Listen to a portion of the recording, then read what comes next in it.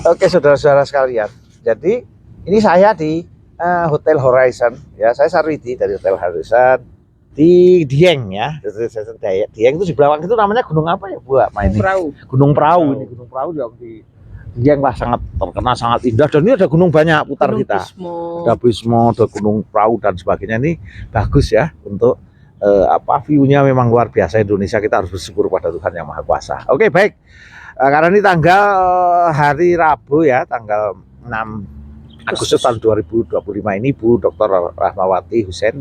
Selamat pagi. Selamat pagi ya. Selamat pagi Pak Sarwidi. Nah, ini adalah Bapak Insinyur Rudi Santoso dari Museum Gempa. Selamat pagi Prof, sehat selalu Prof. Oke, sehat. Jadi ini kita ngobrol-ngobrol aja sebentar tentang ini. Jadi kita itu pengen bantu juga teman-teman dari Museum Gempa ini, kan sudah membangun ya selama 25 tahun atau 10 tahun terakhir agak intensif. Ini 2 tahun terakhir juga lebih intensif lagi. Nah itu kan sudah banyak membina orang ya. Kalau visitnya itu mungkin hanya sekitar 10-an ribu ya pengunjung lah selama ini. Tapi setelah 3-4 bulan kita perbaiki pakai online, itu ternyata visitornya sudah mulai mendekati 3,5 juta ya. Jadi kesempatan yang bagus dengan kemajuan informasi teknologi digital seperti ini. Apalagi ada AI ya, artificial intelligence. Nah, di sisi lain, karena Museum Gempa itu tentang pengurangan risiko bencana gempa lebih sempit gitu ya, terutama dari soft skill dan hard skill-nya itu menggunakan bangunan tahan gempa dan mengerahkan dari masyarakat yang peduli terhadap rekayasa kegempaan, tapi tidak hanya rekayasa, kita juga dalam edukasi. Nah ini banyak sekali kegiatan yang lain, teman-teman yang lain seperti di MDMC ya, ini Bu Rahma ini adalah salah satu tokohnya. Ini kan sayang ya, banyak kegiatan-kegiatan yang harus didokumentasikan agar nanti bisa bermanfaat maksimal untuk masyarakat ya. Terus yang kedua, saya bergenerasi kita tinggalkan gitu, supaya sesuatu tidak harus returning to the wheel ya, returning the wheel itu hanya mulai dari situ terus, nanti generasi baru mulai dari situ terus gitu, supaya ada continuous improvement, perbaikan, berkembang. Nah Bu Ama, ini kan bagaimana konsep Anda, ide Anda untuk bagaimana MDMC ini juga bisa bermanfaat bagus ke masyarakat yang sudah bagus sekali ini, tapi bisa antar generasi dan tidak harus muter. Terima kasih Prof. Sarwidi. Saya memang punya ide untuk mendokumentasikan pembelajaran ya. Jadi tidak hanya dokumentasi apa yang sudah dilakukan, itu bisa di-search di Google, ada jejak digitalnya. Tetapi tidak semua ada di jejak digital. Dan yang kedua, yang paling penting adalah tidak semua belajar apa yang sudah dikerjakan.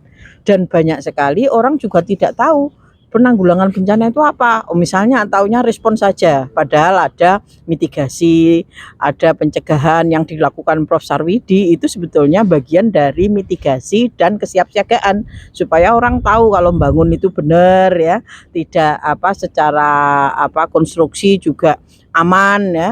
Tetapi ini tidak banyak yang tahu. Oleh karena itu memang penting ya mentransfer pembelajaran kepada masyarakat. Oke, baik.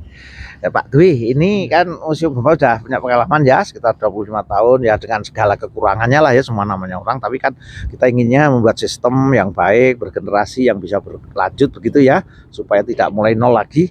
Nah itu bagaimana kalau ada ide dari Bu Rahma itu, kira-kira kalau misalnya bekerja sama pentahelik ya, ada pemerintah, masyarakat, dunia usaha, akademisi, dan media massa dan media sosial. Nah kalau menurut pandangan dari visi misi Museum Gempa, bagaimana bisa dikolaborasikan? Wah, sangat bisa Prof. Ini sangat perspektif ke depan yang sangat luas sekali Prof. Jadi kita tidak bisa bekerja sendiri. Kemudian mitigasi itu harus berkelanjutan. Satu jenjang usia atau satu jenjang masa terputus itu juga akan hilang juga. Sehingga kita membutuhkan mitra-mitra teman-teman lainnya untuk memasifkan mitigasi. Karena mitigasi berbeda dengan respon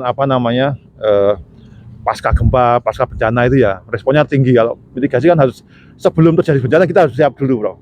Sehingga membutuhkan banyak sekali mitra-mitra yang harus sefrekuensi. Karena ini kalau nggak suka nggak bisa, harus passionnya sama Bro. Itu mungkin itu.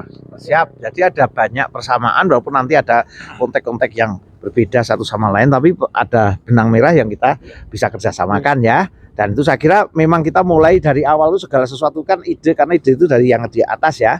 Kalau nanti harus ada sumber daya, ada finansial dibutuhkan, itu nanti akan, kalau kita idenya tinggi ya Tuhan yang akan menyiapkan cuma kita yang berusaha saja gitu. Artinya Iya, kan bro. Tuhan yang akan mengadakan sesuatu Menuntunkan. ya, menuntunkan, karena yang mengadakan yang menciptakan segala sesuatu juga atas izin Tuhan. Jadi kita hanya kadang kan kita banyak mulai itu, wah itu nanti bagaimana ya, itu bagiannya kan berat ya. Negara saja dulu juga cuma ide merdeka ya, nggak punya senjata, kalau ya itu merdeka juga ya, kita macam-macam juga ada Yang penting kita istiqomah ya. ya. Jadi memang saya punya cita-cita memang kalau ada nanti kita mulai dari yang sedikit, tidak usah mulai dari yang besar, tapi dari yang sedikit yang pernah dilakukan untuk sharing pengalaman itu menjadi sangat penting. Dan saya juga sepakat bahwa kita itu harus mulai dari mitigasi, karena dari mitigasi itulah kita bisa menyiapkan atau mengurangi resiko yang lebih tinggi, terutama bencana-bencana seperti gempa, tsunami ya, dan juga bencana-bencana lain itu harus melalui pemberian pengetahuan dan intervensi baik struktur maupun non struktur. Nah, itu harus dilakukan, dan ini bagaimana menyampaikannya. Ini tidak cukup hanya ceramah sekali terus hilang, tetapi adanya sanggar, museum itu menyimpan pengetahuan yang bisa di revisit terus ya, bisa dikunjungi terus, kalau lupa diingatkan lagi, ada perkembangan penemuan baru bisa ditambahkan lagi, jadi dia selalu bisa revisit. Bagusnya ada sanggar ataupun museum, dan ini menjadi bekal untuk tadi generasi yang akan datang, karena kadang yang penceritanya mungkin kita kan tidak akan hidup selamanya. Prof. Sarwidi mungkin sekarang sudah dengan saya tidak begitu jauh, tetapi kita nggak mungkin lebih dari 100 tahun kita nggak tahu gitu, dan apakah juga masih bisa sharing itu juga susah ya. Oleh karena itu dengan adanya museum ini kita bisa atau museum, sanggar atau tempat dokumentasi ini bisa mentransfer knowledge, bisa menjadikan long life learning center gitu ya, atau tempat belajar sepanjang masa. Oke, baik. Ini Ibu Dr. Rahmawati ini juga pengarah penanggulangan bencana, dari pengarah di BNPB ya, dari masyarakat profesional sejak tahun 2016 ya. Ya.